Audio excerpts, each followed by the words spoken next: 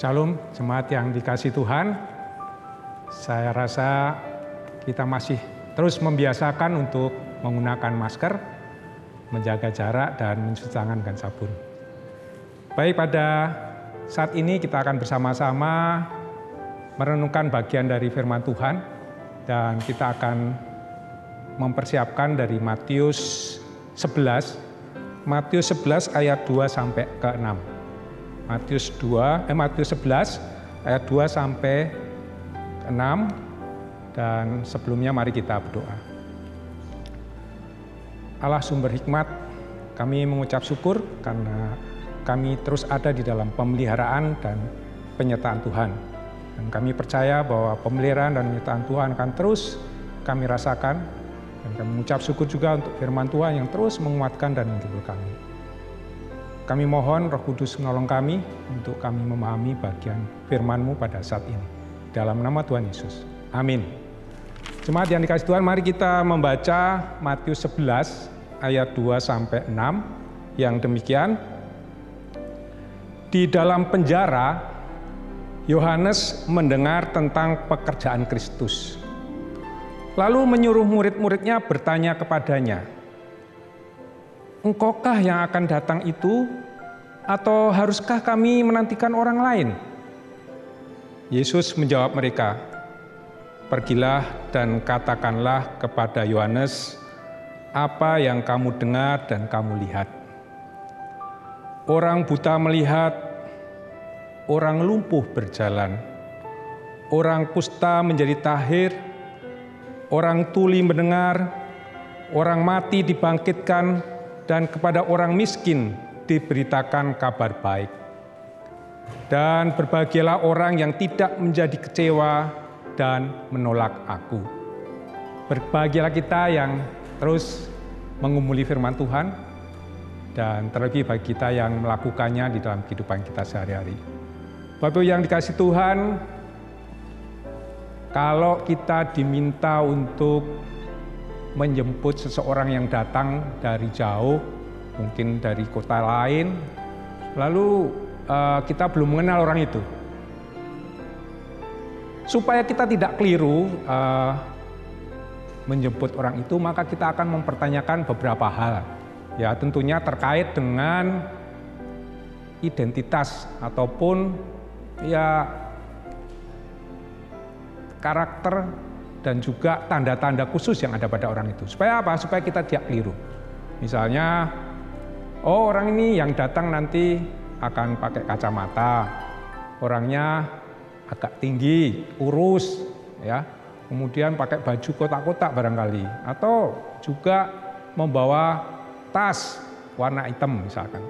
Nah, itu semua adalah tanda-tanda yang diberikan kepada kita yang menjemput kedatangan tamu itu supaya kita tidak keliru. Ya. Semakin banyak tanda yang jelas, semakin susah atau semakin akan tepat, ya, tidak keliru.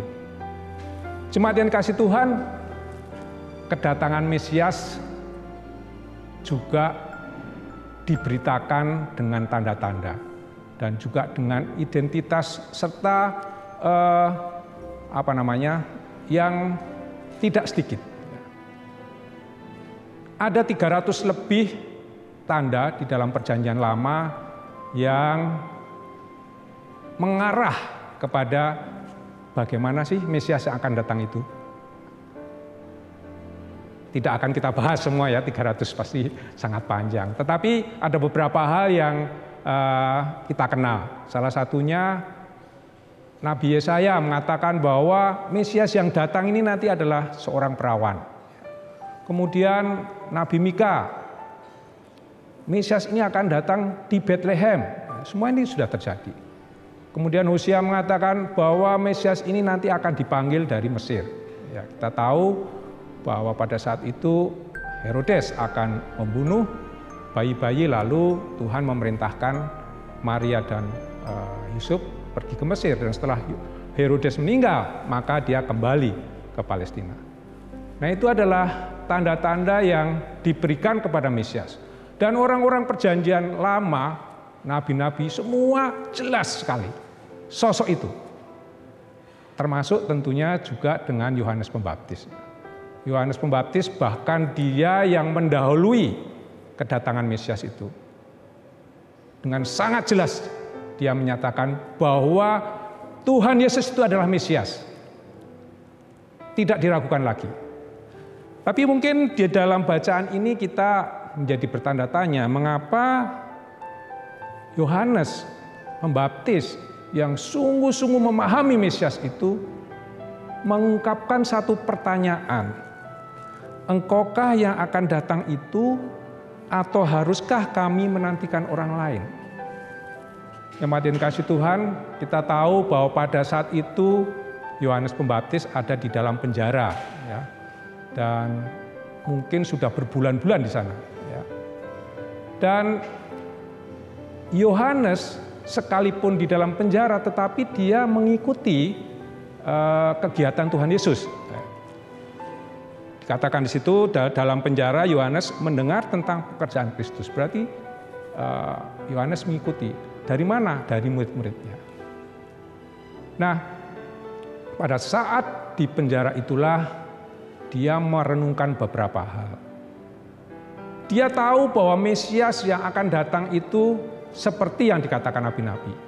Tetapi juga di situ ada frase yang mengatakan bahwa Mesias yang akan datang ini adalah Mesias yang akan menghakimi orang jahat, yang akan mengadili orang yang jahat.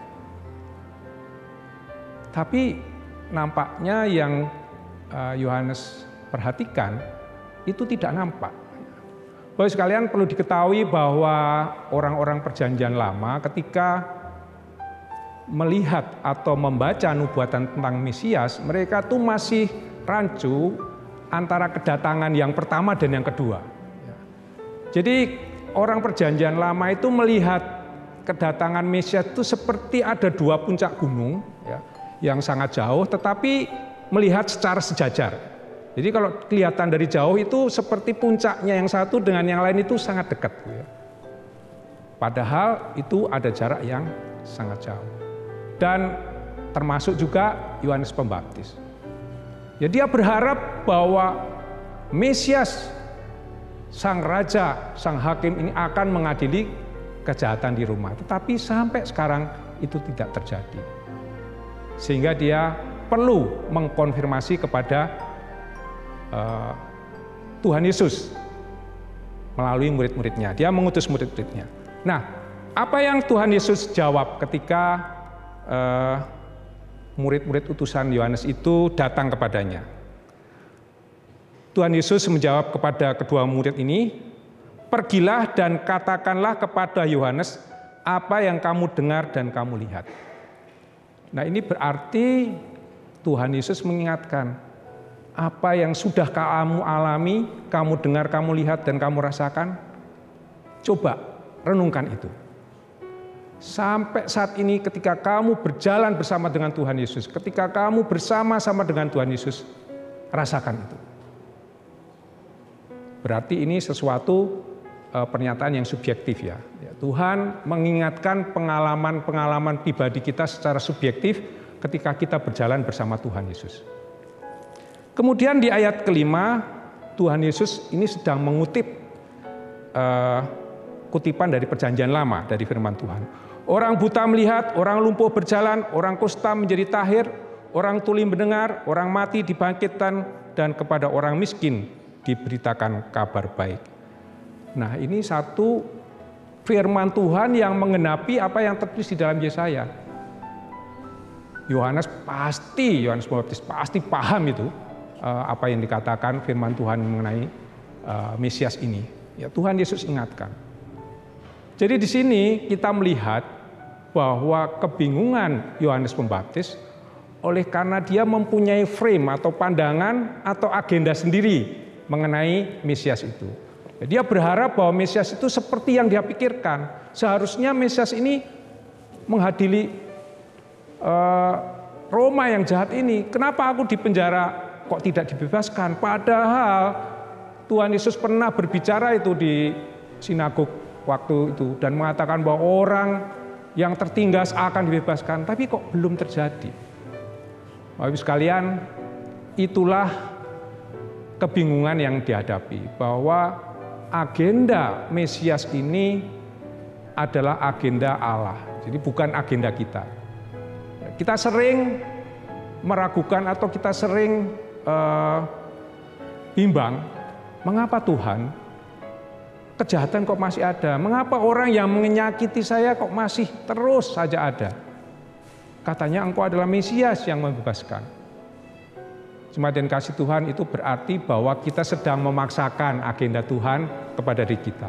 Kita sedang menginginkan bahwa Tuhan itu seperti yang saya bayangkan, seperti yang saya harapkan. Bukan demikian. Tuhan menginginkan bahwa kita mengikuti agenda Tuhan. Dua hal jawaban Tuhan Yesus kepada murid-murid yang akan disampaikan kepada Yohanes Pembaptis itu menjadi pelajaran buat bagi kita. Ketika kita dihadapkan pada satu masalah yang berat, satu, ingatlah bagaimana Tuhan selama ini sudah berjalan bersama-sama dengan engkau. Apa yang engkau lihat dan dengar, apa yang engkau rasakan selama ini ketika berjalan dengan Tuhan, ingatlah itu. Kedua, lihatlah apa yang dikatakan firman Tuhan. Dan firman Tuhan itulah yang akan menguatkan kita. Banyak hal saya percaya di dalam firman Tuhan ini yang kita tidak tahu, yang kita tidak mengerti. Tetapi pasti ada yang kita mengerti, bukan? Salah satunya misalkan bahwa Allah itu Maha Kasih. Itu pasti betul. Alkitab mengatakan itu. Tapi ketika kita melihat, loh Tuhan, saya sudah berdoa lama supaya sakit saya disembuhkan, kok tidak? Jangan kita lalu meragukan apa yang kita sudah tahu itu, bahwa Tuhan Maha Kasih. Ya sudah, Tuhan pasti Maha Kasih. Tetapi kok saat belum disembuhkan Tuhan, nah ingat bahwa Tuhan punya agenda yang berbeda dengan kita. Kita tidak bisa memaksakan agenda kita kepada Tuhan. Kita harus rendah hati menyerahkan agenda kita kepada Tuhan. Nah, ketika kita melakukan kedua hal itu, ketika kita merenungkan bagaimana Tuhan sudah menolong kita selama ini, dan kita memegang kebenaran yang kita yakini, ketika ada kebenaran-kebenaran atau ketika ada masalah-masalah yang kita bingung, peganglah apa yang sudah kita yakini. Jemaat yang dikasihi Tuhan, Minggu Advent ini kita bersama-sama akan menunggu kehadiran Tuhan. Kita sudah melewati puncak yang pertama bahwa Tuhan Yesus sudah datang sebagai penebus dosa. Tetapi nanti Tuhan akan datang sebagai hakim dan raja yang kekal. Dan marilah selama menapaki puncak yang kedua ini, kita berpegang kepada apa yang difirmankan Tuhan Yesus. Kita terus-menerus merenungkan bagaimana karya Tuhan di dalam kehidupan kita. Namun juga kita berpegang kepada apa yang difirmankan Tuhan, yang jelas bagi kita. Sehingga hal-hal yang tidak jelas itu tidak akan meruntuhkan iman kita. Tuhan Yesus berkata, berbahagialah orang yang tidak menjadi kecewa dan menolak aku. Ketika kita berpegang kepada kebenaran firman Tuhan, maka Tuhan akan menolong kita. Tuhan akan menyertai kita melewati semuanya itu. Amin. Mari kita berdoa. Tuhan, kami mengucap syukur bahwa Engkau begitu mengasihi kami. Kami mengucap syukur pemeliharaan Tuhan yang ada bagi kami, keluarga kami, gereja kami, negara kami hingga saat ini. Kami percaya Tuhan, Kau juga akan menyertai selanjutnya. Tolong Tuhan di dalam kami menapaki kehidupan menunggu kedatangan-Mu yang kedua. Kami terus tetap berpegang kepada kebenaran firman-Mu. Apa-apa yang membuat kami ragu, kami kembalikan kepada firman-Mu yang maha benar. Terima kasih Tuhan, berkatilah jemaat-Mu dari hari ini sampai selama-lamanya. Di dalam nama Tuhan Yesus. Amin. Sampai jumpa.